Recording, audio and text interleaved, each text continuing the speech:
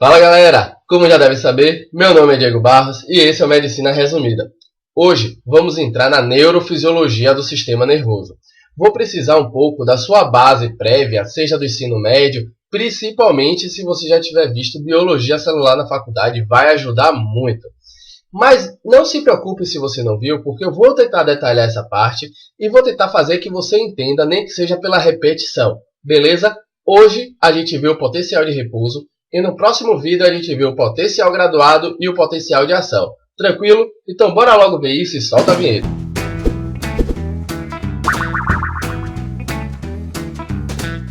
A palavra da vez nesse vídeo e no próximo é potencial. Meu objetivo é que você saiba diferenciar os tipos de potenciais, entenda as suas origens e suas importâncias. E para isso, eu espero que você tenha uma pequena base da biologia celular. Os potenciais que iremos explorar são três: o potencial de repouso, o potencial graduado e o potencial de ação. E você já deve imaginar que essa é a ordem que eu vou seguir, sendo que nesse iremos explorar apenas o potencial de repouso, já que primeiro eu preciso recapitular alguns conceitos básicos que são necessários aos três, para que então, ao longo do vídeo, eu possa ir tentando clarear o cenário para você, beleza? Você deve lembrar do seu ensino médio que a membrana celular é uma barreira seletiva, definida assim por permitir basicamente a passagem de pequenos compostos sem carga, ou seja, apolares. Contudo, nela há presença de proteínas transmembranas, que facilitam o transporte de determinados compostos, os quais essas proteínas possuem afinidade. Nos casos dos íons, são os canais iônicos e as bombas iônicas. Essa seletividade iônica se deve à composição das subunidades formadoras dessas proteínas. Porém, eu acredito que isso não é assunto para esse vídeo, então vamos estabelecer isso como verdade. Mas uma coisa importante de se ressaltar é que os canais oferecem diferentes permeabilidades aos íons na membrana, e dois fatores influenciam nesse quesito: a quantidade dos canais existentes e, principalmente, a facilidade que os íons passam por ele. Isso será fundamental para você entender o potencial de repouso. Outra característica desses canais iônicos é que eles podem ser abertos, permitindo assim o livre fluxo dos seus íons afins por ele, ou podem se abrir apenas por um determinado estímulo, que pode ser mecânico, elétrico, químico, etc., o que vai depender do canal. Ou seja, um canal voltagem dependente apenas se abre quando se alcança um determinado potencial elétrico, e nenhum outro estímulo irá afetar ele. Essa estrutura seletiva permite o estabelecimento de concentrações diferentes do meio intracelular do meio extracelular.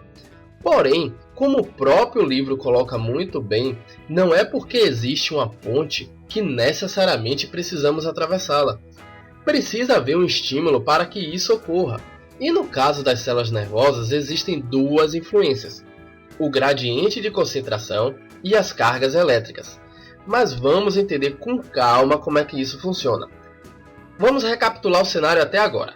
Temos uma membrana permeável a compostos pequenos e apolares e proteínas transmembranas, com permeabilidades diferentes que permitem o fluxo de determinados íons por ela.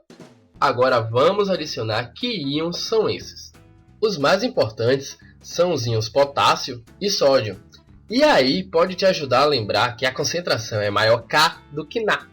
E com esse trocadilho ridículo, eu espero que você não esqueça nunca mais que a concentração de potássio é maior K dentro da célula do que fora, onde a concentração de sódio é maior.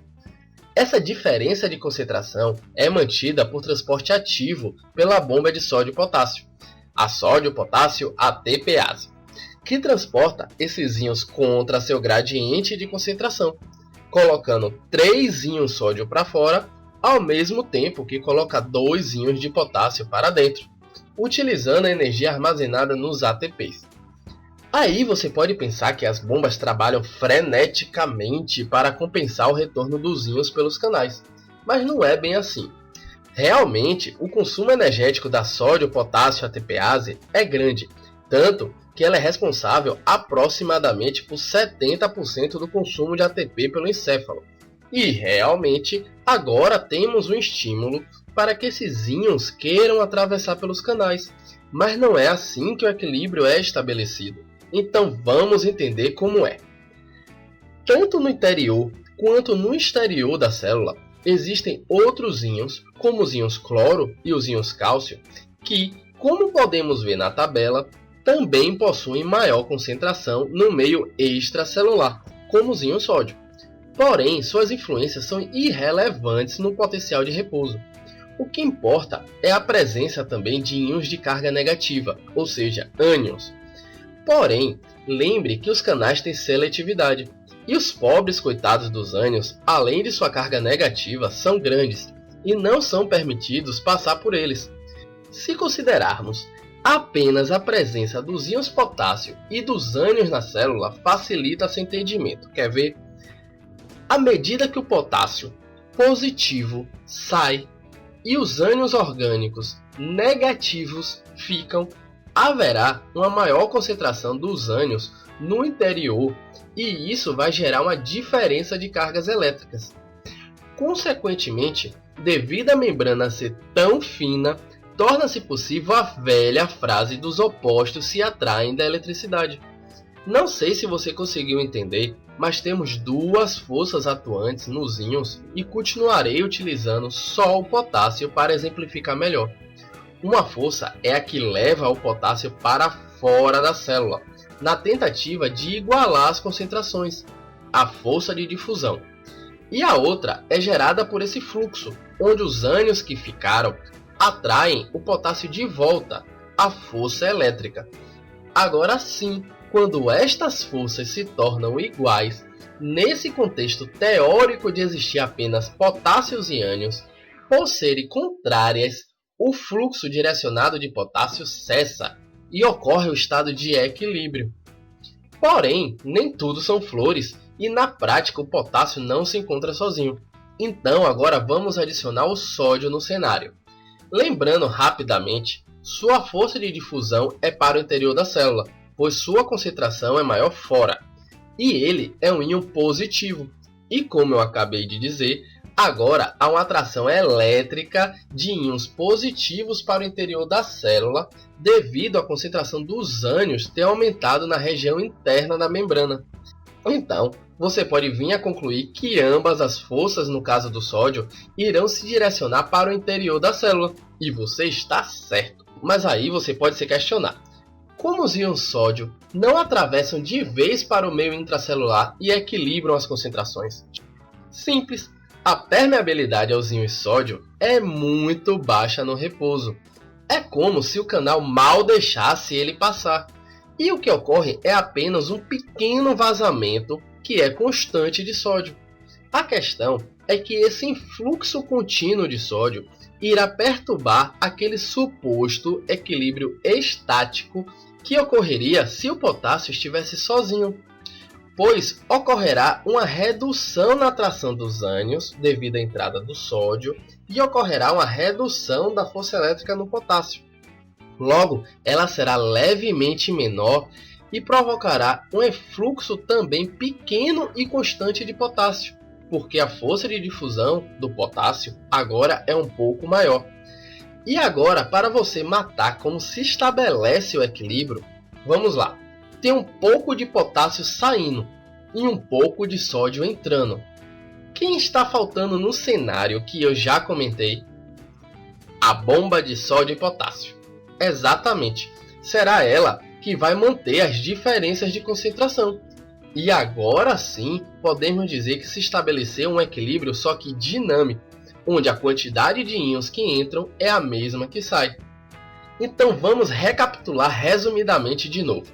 A membrana é permeável basicamente a compostos pequenos e apolares, mas nela existem canais iônicos com permeabilidades diferentes, onde a permeabilidade aos íons potássio é muito maior do que aos íons sódio.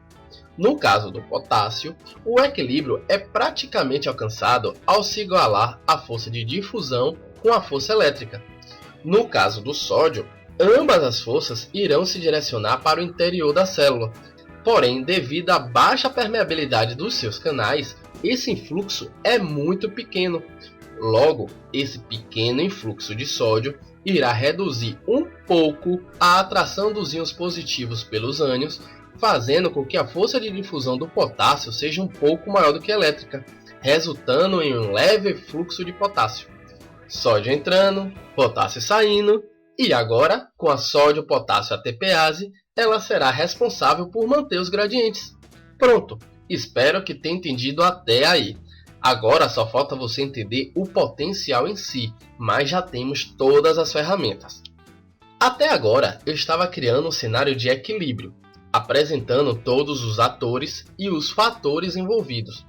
Agora veremos a contribuição de cada ator no estabelecimento do potencial da membrana em repouso. Primeiro, temos que explorar os conceitos. O que é um potencial? Potencial é uma capacidade, é uma energia acumulada.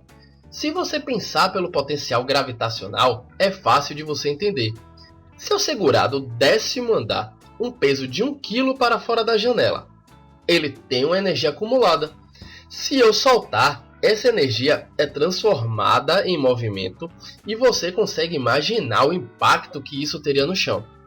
Agora, se eu segurar do 1º andar, consegue entender que o potencial é muito menor, correto? Então guarda essa ideia. O que seria então um potencial elétrico? É a capacidade que um corpo energizado tem de realizar trabalho por definição. Pense em se deslocar. No nosso caso, é a capacidade que os íons têm de se deslocarem devido a um gradiente eletroquímico. Mas a membrana, por ser impermeável a eles, faz o papel da minha mão com peso e impede que elas se desloquem. Quando colocamos os canais iônicos, aí já começa a haver uma permissão, mas que é limitada pela permeabilidade de cada canal, concorda? Então, o que é potencial de membrana? É a diferença de potencial elétrico, que é medida em volts, através da membrana. E é possível se calcular o potencial de cada um através da equação de Nernst. Lembra da situação em que existia apenas os íons potássio? Nela, o potencial de difusão se igualaria ao potencial elétrico, cessando o fluxo dos íons potássio. Pronto! Esse potencial elétrico que cessa o fluxo que é medido isoladamente é o potencial de Nernst. E é ele que nos interessa. No caso do íon potássio, seu valor, se calculado, é de menos 80 mV. Já para o sódio, esse valor é de 62 mV. Mas se você medir com um voltímetro, irá ver que o potencial da membrana é de menos 65 mV. Você consegue imaginar por quê? Novamente, a resposta está na permeabilidade dos íons. A permeabilidade do potássio é dada como de 40 a 100 vezes maior, depende da referência. Por isso, sua contribuição é muito maior. O potencial da membrana, considerando todos os íons, pode ser calculado pela equação de Goldman, pois ela leva em consideração essa permeabilidade relativa aos diferentes íons que os canais possuem. A bomba é só de potássio, e os ânions fixos também influenciam e participam da conta, mas a contribuição é muito menor no resultado. E aí por isso não iremos abordar tanto assim quais são seus valores. Uma informação importante é que a forma que se mede esse potencial é através de um microeletrodo que é inserido no citoplasma da célula e que a partir daí o voltímetro vai comparar o potencial elétrico de dentro com o de fora, ou seja, a referência é o meio intracelular. E por isso que se diz que dentro é negativo e fora é positivo. Mas é uma mera questão de referencial, pois na verdade o meio intracelular apenas é menos positivo que o meio extracelular. Não sei se você entendeu, mas basta você pensar que estaremos manipulando dois íons positivos para estabelecer e manipular o potencial, como veremos no próximo vídeo. Porém, uma coisa que você não pode esquecer é que devido a essa diferença de potencial que acabamos de estabelecer, onde dentro é negativo e fora é positivo, podemos dizer que a membrana agora está polarizada. Ou seja, na situação de repouso, a membrana se encontra com polos, polarizada, dentro negativa e fora positiva. Beleza? Então é isso. Sei que esse vídeo foi um pouco mais denso, mas espero que tenha compreendido pelo menos o básico, pois irei precisar para você entender o próximo vídeo. Então, assiste algumas vezes se for necessário, e não deixa de se aprofundar nas referências, que vai utilizar outras analogias, e aí fica mais fácil você se familiarizar com a ideia.